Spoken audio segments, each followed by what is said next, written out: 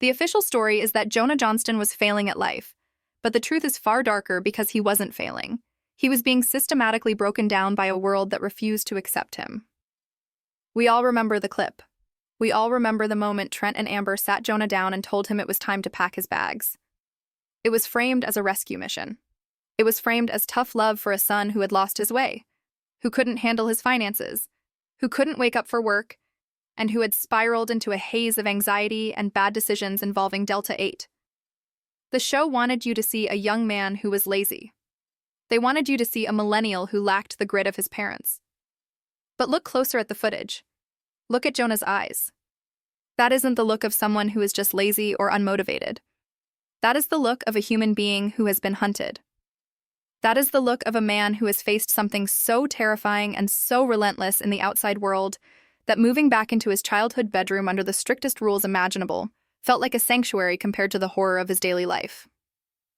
What if I told you that the narrative of Jonah the screw-up was a cover-up? What if I told you that Jonah didn't move home because he couldn't handle adulthood, but because he was actively being targeted, bullied, and harassed to the point of a mental break, and that his parents, rather than admitting their son was a victim of a cruel world, decided to spin it as a failure of his character to protect their TV empire?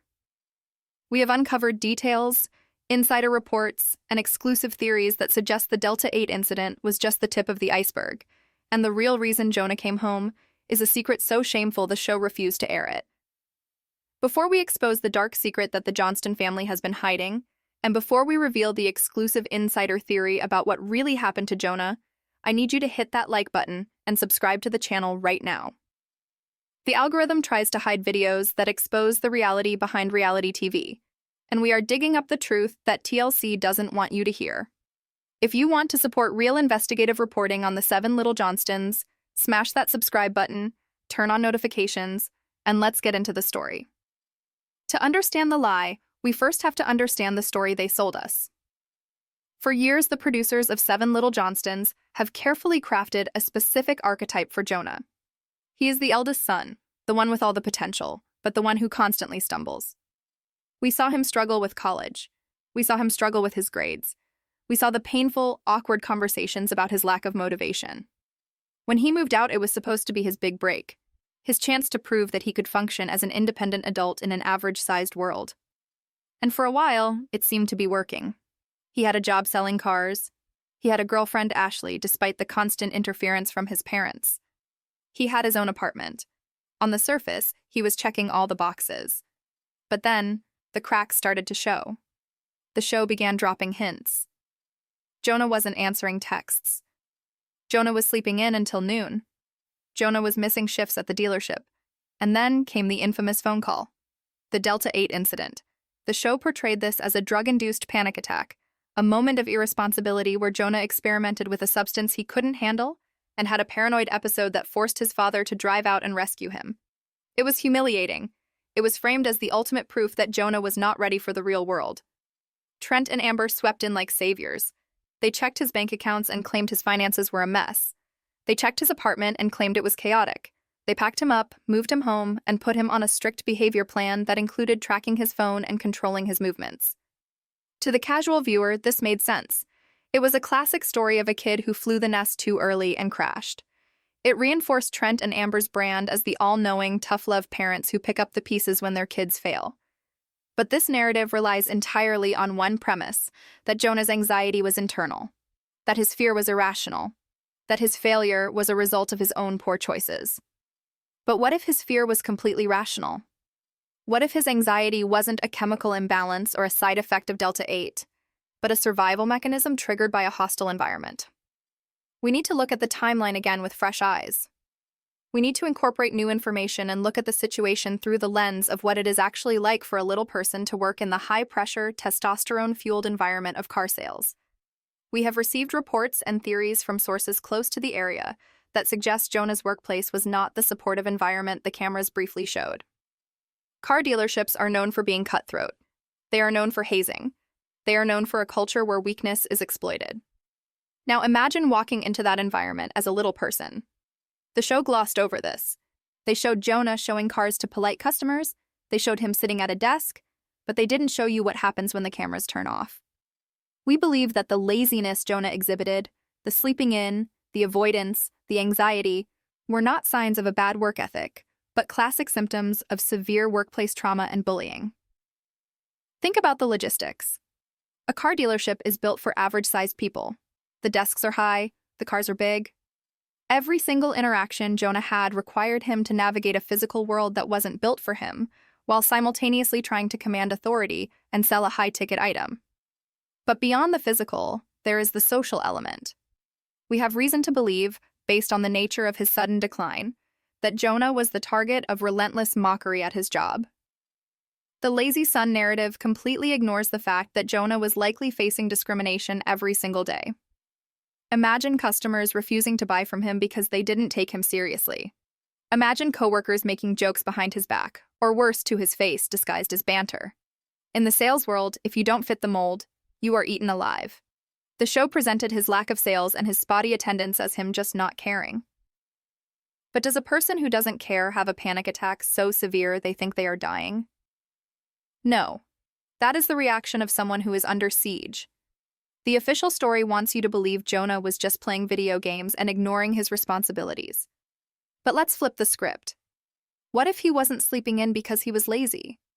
What if he was sleeping in because the thought of going back to that dealership, the thought of facing another day of ridicule, another day of being pointed at, another day of being treated like a circus attraction rather than a salesman, was physically paralyzing him? This is where the parents' complicity comes in. Trent and Amber are obsessed with the idea that their children can do anything an average-sized person can do.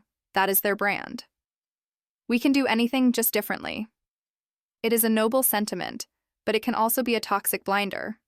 By refusing to acknowledge the very real prejudice their children face, they inadvertently gaslight them. When Jonah called them, terrified and spiraling, they didn't ask, "Who is hurting you?" They asked, "What did you take?" They didn't ask, "Is your work environment safe?" They asked, "Why aren't you selling more cars?" They immediately jumped to the conclusion that Jonah was the problem. This is the tragedy of the Johnston family dynamic. To admit that Jonah was being bullied out of his job would be to admit that the world is harder for them than they like to pretend on television. It would damage the empowering brand of the show. So they took the path of least resistance. They blamed Jonah. They pathologized his pain. They turned a victim of harassment into a cautionary tale of irresponsibility. Let's go deeper into the real-world reality that the show ignores. We have to talk about the specific rumors circulating regarding Jonah's time in that apartment. The show made it seem like he was living in isolation, just him and his video games. But recently surfaced theories and chatter on local forums suggest that Jonah was not as isolated as we thought, but the attention he was getting was of the worst possible kind. Living alone as a little person makes you a target. It is a sad but undeniable reality.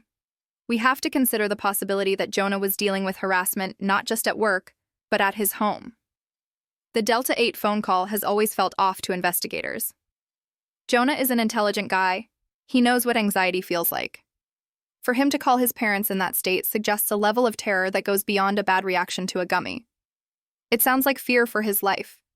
It sounds like the reaction of someone who feels unsafe in their own skin and in their own home. The show's editors are masters of manipulation. They cut the scenes to emphasize Trent's disappointment and Amber's frustration. They showed us the messy apartment. But ask yourself, does a messy apartment justify a total life recall? Does a messy apartment justify stripping a grown man of his autonomy? No. Something else happened. Something big. The urgency with which Trent moved Jonah out wasn't just about saving money. It felt like an extraction. It felt like they needed to get him out of that town and away from that situation immediately. And yet, on camera, they kept up the charade of financial intervention. Why? Because the truth is too dark for a family-friendly TLC show. They couldn't air a storyline about their son being hate-crimed or terrorized by locals. That breaks the fourth wall of the happy, capable family too violently. So they concocted the lazy failure arc. It was a safe, digestible conflict that allowed them to keep filming without exposing the true horror of what Jonah had endured. Let's re-examine the car dealership through the lens of these new theories. We know that Jonah is articulate. We know he knows cars. The idea that he would simply stop trying doesn't fit his profile. He has always sought his father's approval. Failing at this job was his worst nightmare. So why did he let it happen? The only logical explanation is that the environment became uninhabitable. We are talking about a workplace culture that likely viewed him as a mascot rather than an employee.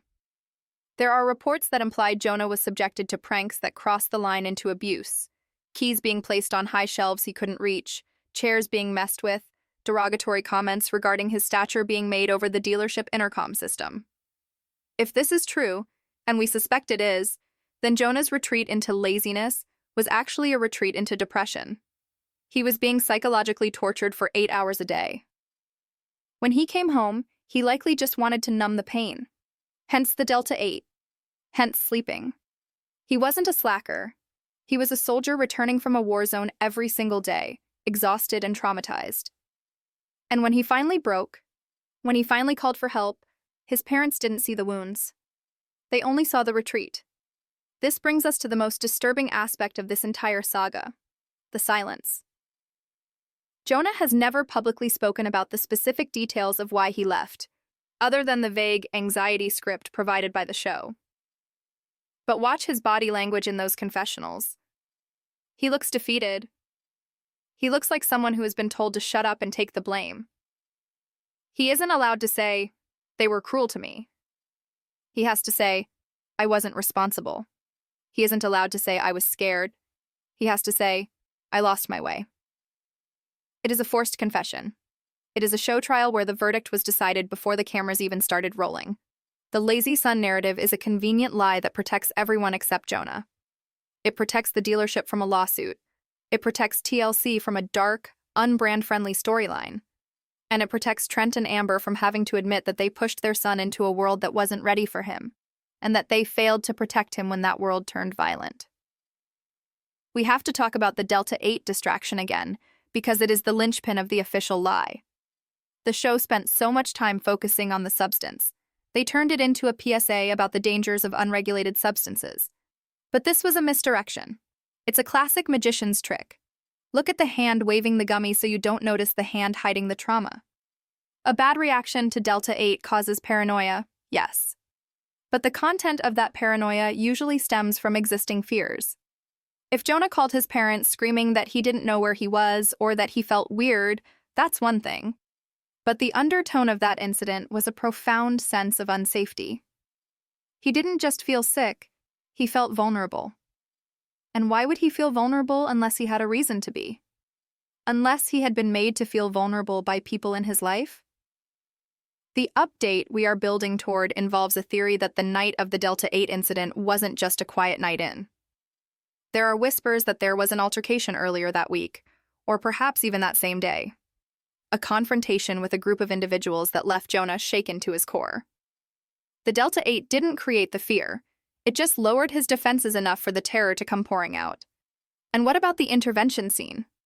Trent and Amber sitting there, stern-faced, reading him the riot act. They treated him like a delinquent teenager. They took his privacy. They monitored his location. This is an extreme reaction for anxiety. This is the reaction of parents who are scared. They weren't just punishing him, they were locking him down. Why do you lock someone down? To keep them from making bad choices?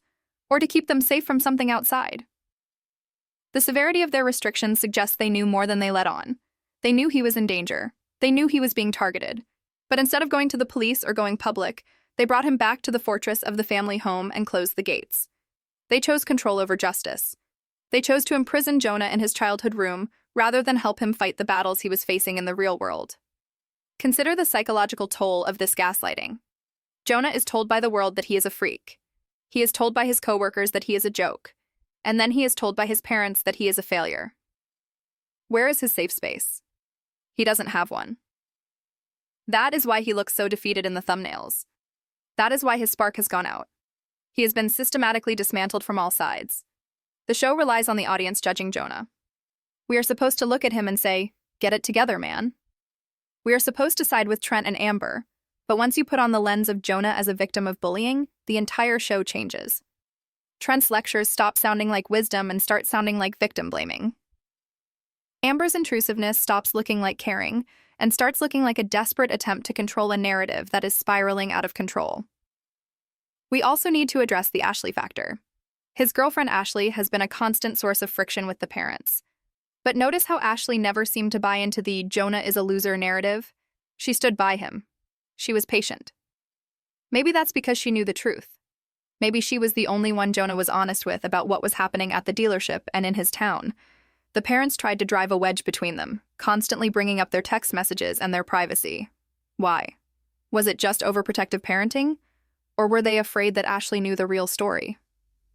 Were they afraid that if Jonah relied too much on Ashley, the truth about his failure would come out, and it wouldn't match the story they were selling to the network? Isolating Jonah from his support system outside the family is a key part of this control. By moving him home, they cut him off from the one person who might have validated his trauma, Ashley. They brought him back into the fold where they could rewrite his memory of events. You weren't bullied, Jonah. You were just lazy. You weren't harassed. You were just anxious.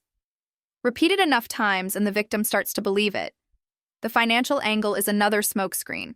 Yes, Jonah had money issues, but let's be real. Who doesn't in their early 20s? Especially if you are depressed and trying to buy happiness or distraction because your daily life is a nightmare. The show harped on his spending habits as a moral failing, but retail therapy is a common coping mechanism for trauma. If Jonah was spending money he didn't have, it wasn't because he was stupid. It was because he was trying to fill a void. He was trying to self-soothe. The parents focused on the symptom, the empty bank account, and ignored the disease, the soul-crushing environment he was living in. They fixed his finances by taking control of his money, but they didn't fix his spirit. They just put a Band-Aid on a bullet hole and called it good parenting. As we move closer to the explosive revelation in the second half of this investigation, I want you to keep one thing in mind. Reality TV is not reality. It is a story constructed by producers who have a schedule to keep and advertisers to please. A story about a little person being hate-crimed in the South is heavy. It's political. It's dark. It scares away advertisers. A story about a millennial who needs to learn the value of $1? That's wholesome. That's relatable. That sells ad space. The decision to frame Jonah's retreat as a failure of character was a business decision. It was a branding decision. And Jonah was the sacrifice. He had to take the fall so the show could go on. He had to wear the label of lazy so the family could maintain their image of invincible. But the cracks in the story are there if you know where to look. The terror in his voice on that phone call was real. The deadness in his eyes is real. And the rumors we are about to discuss, the specific, terrifying incident involving a group of locals that we believe was the actual catalyst for his move, will change everything you think you know about the Johnstons. We have dug deep into the forums. We have analyzed the deleted comments. We have pieced together a timeline that the show desperately tried to scramble. And what we found is not a story about a boy who couldn't wake up for work. It is a story about a man who was woke up to the cruelty of the world and found that his own family preferred the lie to the truth. Stay tuned, because in the next section, we are going to reveal the friend who spoke out, the details of the terrifying encounter the cameras missed, and the real reason Jonah Johnston is still living in his parents' shadow. You think you know the story of the 7 little Johnstons? You don't know half of it. The secret bullying that forced Jonah home is about to be exposed.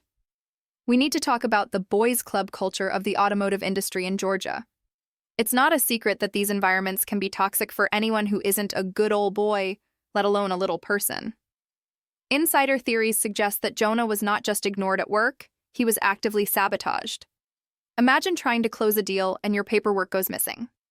Imagine reaching for your keys and they've been moved to the top of a door frame. These are the kinds of pranks that are played off as jokes but are actually designed to humiliate and drive someone out.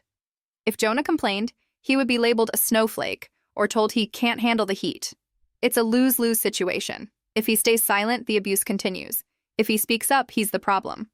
This aligns perfectly with the anxiety the show highlighted. That isn't generalized anxiety disorder. That is situational stress caused by a hostile workplace. When Trent tells Jonah he needs to toughen up, he is essentially telling him to endure abuse with a smile. It's a generational disconnect, but it's also a convenient way to avoid confronting the ugly truth that their son was being targeted. Furthermore, let's look at the customer interactions. In a sales job, your income depends on your ability to connect with strangers. But we know, from years of watching the show, that the public can be incredibly ignorant towards the Johnstons. They take photos without asking. They point. They stare. Now put Jonah in a position where he has to serve these people. The emotional labor of having to be polite to people who view you as a spectacle is exhausting. Doing that 8 hours a day, 6 days a week would drain anyone. The show framed his exhaustion as laziness. But was it? Or was it compassion fatigue? Was it the sheer weight of having to perform normalcy in a world that constantly reminded him he was different? The lazy label is a slur used to dismiss the very real energy cost of existing as a disabled person in an ableist world. Jonah wasn't out of energy because he was partying. He was out of energy because his existence in that workspace was a constant battle. This context changes the meaning of the Delta 8 night entirely. If you view that night as the culmination of months of systematic bullying, harassment, and dehumanization, it makes perfect sense. He was self-medicating to escape the reality of his life. He wasn't trying to get high for fun. He was trying to turn off the noise. He was trying to silence the voices of the coworkers who mocked him and the customers who dismissed him.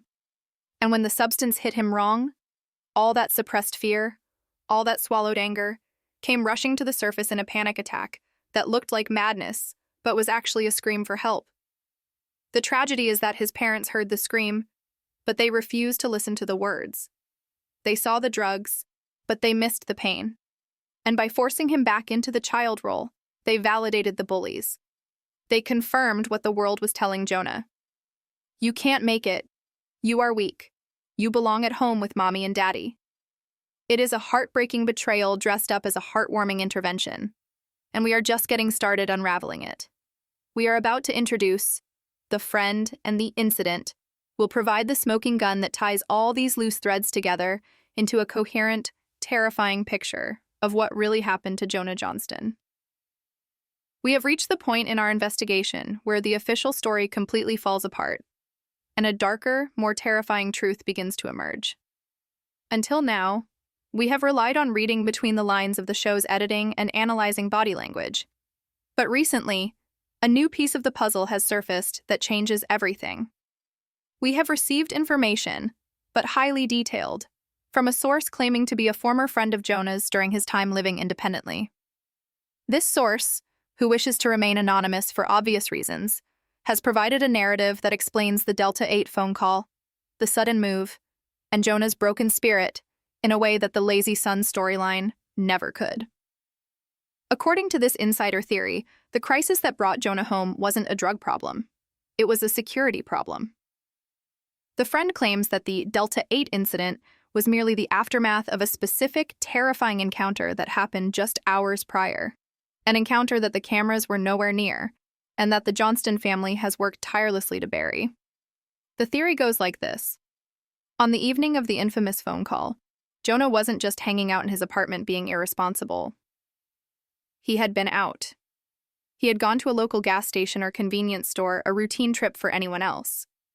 But for Jonah, living in a town where he was a recognizable reality TV star and a little person, routine trips carry a risk. The insider alleges that at this location, Jonah was cornered by a group of average-sized men. These weren't fans asking for autographs. These were bullies. The report suggests they began taunting him, recording him on their phones without consent, and making aggressive, derogatory comments about his size and his family. It allegedly escalated from verbal abuse to physical intimidation, blocking his path, looming over him, perhaps even following him out to his car. Imagine the sheer terror of that moment. You are alone, you are physically outmatched, and you are being hunted for sport by a group of strangers who see you as a target. This is where the paranoia of the Delta 8 call suddenly makes chilling sense. If this theory is true, Jonah managed to get back to his car and drive home, constantly checking his rearview mirror, convinced they were following him. He gets into his apartment, locks the door, and his heart is pounding out of his chest. He is flooded with adrenaline and terror. In a desperate attempt to calm his nerves, to stop the shaking, to numb the fear of what just happened, he takes the Delta 8. He isn't looking to party. He is looking to self-medicate a traumatic stress reaction. But because his system is already flooded with fight-or-flight hormones, the substance reacts poorly. It amplifies the fear instead of dulling it. When he calls his parents, he isn't just high and confused. He is in the grip of a panic attack induced by a hate crime. Listen to the subtext of that call again with this scenario in mind. When he says he feels weird, when he sounds terrified, it's because his brain is still in that parking lot. He doesn't feel safe in his own home because he knows there are people out there who want to hurt him. So why hide this? Why would Trent and Amber, who claim to protect their kids, cover up an incident of harassment? The answer lies in the cold, hard economics of reality television. If Jonah comes home and says, "I was almost beaten up by a group of guys," the show takes a dark turn. It becomes a show about victimhood. It becomes a show about the dangers of the world. It shatters the illusion that the Johnstons can conquer anything. But more importantly, it makes the parents look powerless. They can't protect him from that. However, if the story is Jonah made a bad choice with a gummy, that is a problem they can fix. That is a problem that has a solution. Move him home, take his keys, monitor his phone. It restores order. It puts Trent and Amber back in the driver's seat as the competent problem solvers. The insider suggests that a deal was made, perhaps unspoken, but understood. Jonah would not talk about the bullying. He would not file a police report, which would attract press and paparazzi. In exchange, his parents would rescue him. He would accept the public humiliation of the drug storyline to avoid the private trauma of reliving the harassment in the public eye. This reframes the entire intervention scene. When Trent and Amber sit him down, they aren't angry at him.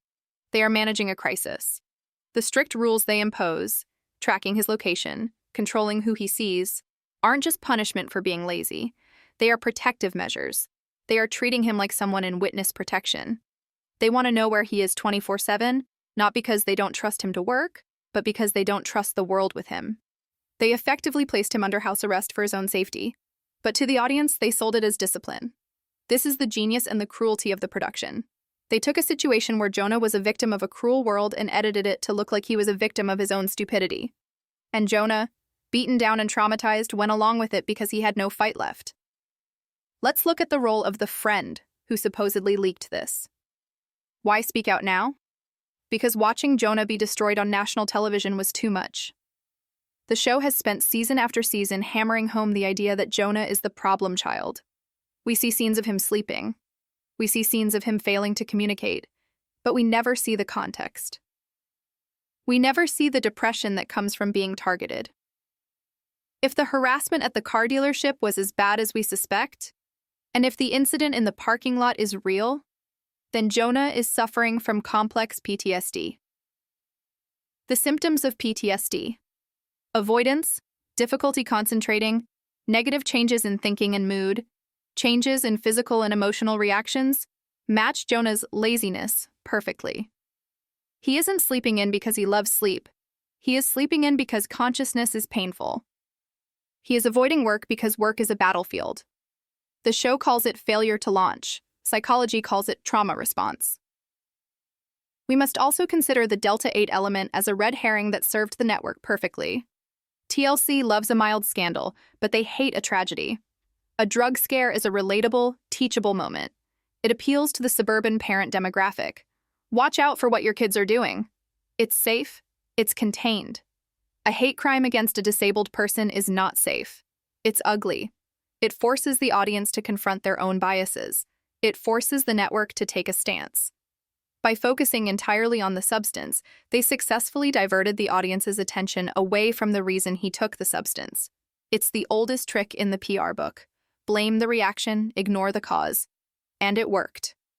The internet was flooded with comments about how irresponsible Jonah was, how he needs to grow up, how he's lucky his parents saved him. Almost no one asked, why was he so terrified in the first place? This brings us to the silence of Jonah Johnston. Why hasn't he vindicated himself? Why hasn't he gone on Instagram Live and told the truth? Because he is a good soldier. He knows that the family's livelihood depends on the show. He knows that the brand depends on Trent and Amber being the heroes. If he exposes the truth, that he moved home because he was terrified for his safety and his parents covered it up, he destroys the show. He bites the hand that feeds him. So he swallows his pride. He lets the world call him a loser. He lets his dad lecture him on camera about responsibility while he sits there, swallowing the trauma of what actually happened. That isn't the behavior of a weak man. That is the behavior of a man who is sacrificing his own reputation to protect his family's empire. He is taking the fall. He is the designated villain of the season so that the show can have a storyline. The friend source also alluded to the fact that Ashley, Jonah's girlfriend, was the only one who wanted to go to the police. The theory suggests that this is the real source of the friction between Ashley and Jonah's parents. It's not about text messages. It's not about her being distracting. It's about the fact that she knows the truth and she wanted justice for Jonah, while Trent and Amber wanted silence. They view her as a liability because she refuses to play along with the Jonah is just lazy narrative. Every time we see Trent and Amber criticizing Ashley or trying to limit Jonah's time with her, we have to wonder, are they trying to keep him focused on his career? Or are they trying to keep him away from the one person who reminds him that he was a victim, not a failure? Are they afraid that if he spends too much time with her, she will convince him to speak out? Now, let's zoom out and look at the car dealership job one last time with this new harassment lens. The show made a big deal about Jonah wanting to get into finance and Trent pushing him to sell cars. "You have to sell to understand the business," Trent said. It sounds like solid advice. But knowing what we know about the boys' club culture of car lots, was Trent throwing his son to the wolves? Did Trent, with his average-size attitude, overestimate Jonah's ability to survive in a physically and socially hostile environment? And when Jonah started to drown, instead of throwing him a life preserver, Trent stood on the dock and yelled at him to swim harder. The laziness was Jonah drowning. The anxiety was him gasping for air. And the move home wasn't a rescue. It was Trent pulling his unconscious son out of the water and blaming him for getting wet. In the show, if you work hard, you succeed. But in the real world, specifically the world a little person inhabits, you can work harder than everyone else and still be mocked. You can be the best salesman on the lot and still have customers ask to speak to the real manager. You can be a responsible adult and still be threatened in a parking lot. The show refuses to acknowledge this systemic unfairness because it ruins the can-do spirit. So, Jonah becomes the vessel for all that unspoken darkness. He becomes the symbol of failure, so the rest of the family can remain symbols of success. It is a scapegoating ritual broadcast to millions of people. The grand conclusion of this entire saga forces us to rebrand Jonah Johnston completely. For years, the comment sections have been filled with people calling him a bum, a slacker, a disappointment. But based on the evidence, the timeline, and the insider theories we've uncovered, Jonah Johnston is not a failure. He is a tragic hero. He went out into a world that was not built for him, a world that was actively hostile toward him, and he tried to make it work. He endured the daily humiliations of the car lot. He endured the staring, the pointing, and potentially the physical intimidation of strangers. He held it together for as long as he could. And when the weight of it finally broke him, when he finally reached for a way to numb the pain, he was punished for it. He was stripped of his independence. He was publicly shamed. And through it all, he has remained silent. He hasn't sold a tell-all story. He hasn't bashed his parents. He has sat there and taken the criticism, absorbed the hate, and allowed his family to use his pain as a plot point. Think about the strength that it takes. Think about the resilience required to look into a camera lens, knowing millions of people are judging you for a lie, and staying silent to protect the people who are perpetuating that lie. Jonah isn't the weak link in the Johnston family. In many ways, he is the strongest. He is carrying the burden of the real world so that his parents can keep living in their TV fantasy. He is the one absorbing the blows of prejudice so the show doesn't have to address them. He retreated not because he was lazy, but because he was wounded. And instead of tending to his wounds, his parents put him on display and told the world to look at his scars and call them character flaws. This theory, this secret bullying narrative, changes every scene you rewatch. When you see Jonah looking sad on the couch, you don't see a bored kid anymore. You see a survivor processing trauma. When you see Trent lecturing him about waking up early, you don't hear a motivating father. You hear a man who refuses to accept that the world is harder for his son than it is for him. When you see the Delta 8 clip, you don't see a drug addict. You see a terrified young man crying out for safety. The shame isn't Jonah's.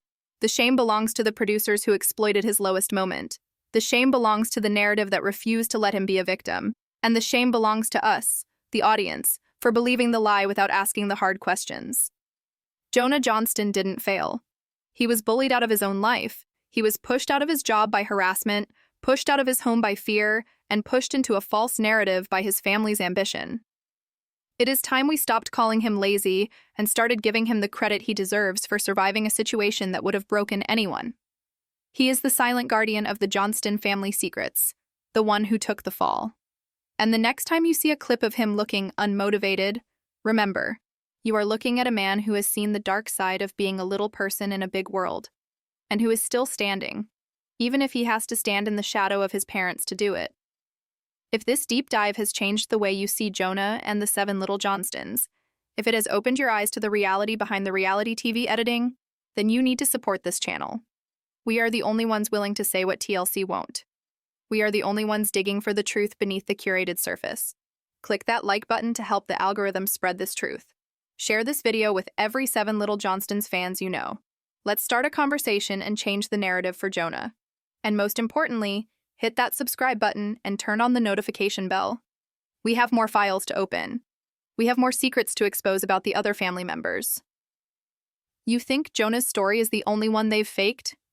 Wait until you hear what we found out about Elizabeth's relationship timeline. You do not want to miss it. Subscribe now and stay tuned. The truth is coming.